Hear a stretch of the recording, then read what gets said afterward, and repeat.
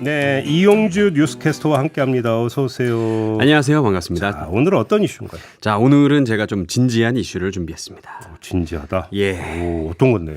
자, 그 외국인 가사관리사 시범 사업이라는 것이 있습니다. 네, 저희도 몇 번 다뤘어요. 예, 네. 정부에서 그 외국인 가사 근로자를 고용해서 가정과 연결해주는 사업인데요.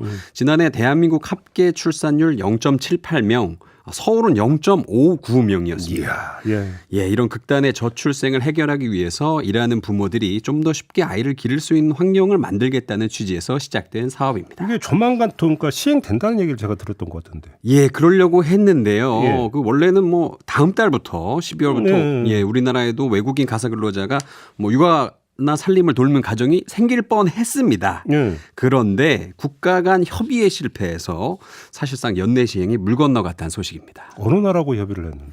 필리핀이었는데요. 왜 실패했어요, 근데? 즉 고용노동부의 외국인 가사관리사 시범 사업 계획안에 따르면요. 원래는 그 지난 10월까지 가사관리사를 알선한 후에 근로계약을 체결하고 11월 중으로 비자 발급을 거쳐서 12월에는 외국인 가사관리사를 입국시킬 방침이었습니다. 근데 이 협상 과정에서 그 문화 차이가 조금 있었던 것 같습니다. 네.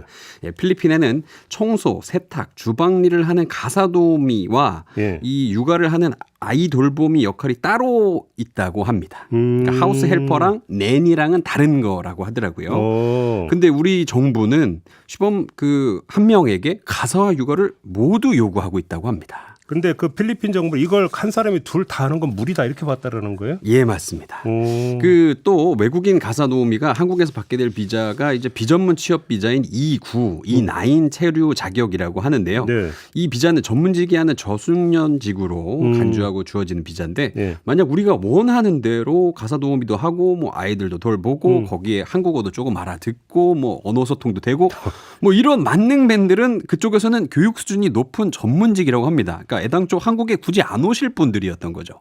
거기 필리핀인데 한국어를 구사할 정도라면 상당히 교육을 한국어 교육부터 일단 많이 받았다는 얘기가 되니까. 예, 그렇죠.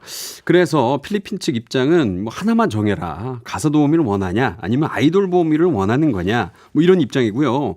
우리 정부는 계속 둘 다 이런 거 외치면서 협의가 난항을 겪고 있어서 이젠 정부가 필리핀뿐만이 아니라 베트남, 태국, 인도네시아와도 이야기를 나누고 있다고 야, 합니다. 이거는 한마디로 얘기하면 기초 조사도 안 했다는 얘기잖아요. 결국. 예, 그렇게 볼 수도 있겠습니다. 참. 이게 지금 그 뭐라고 해야 됩니까? 비용 이것도 상당한 쟁점이었었는데. 예, 맞습니다. 이 정부는요, 원래는 최저임금을 적용해서 월 200만 원 정도로 이 가사 도우미를 생각하고 있었습니다. 예. 근데 말씀하신 것처럼 너무 비싸다는 의견이 많았고요. 예. 그래서 오세훈 서울시장이 지난달 국정감사에서 월 100만 원 정도면 정책 효과가 있을 것이다라고 이야기를 했습니다. 근데 누가 이 돈 받고 오냐 이거잖아요. 예, 그렇죠. 근데 이 월 100이면은 사실 뭐 말씀하신 것처럼 뭐 서울 이 물가가 이렇게 비싼데 여기 가서 살기도 굉장히 힘들고 예. 또 우리의 이 최저임금 정책에도 어긋나지 않습니까?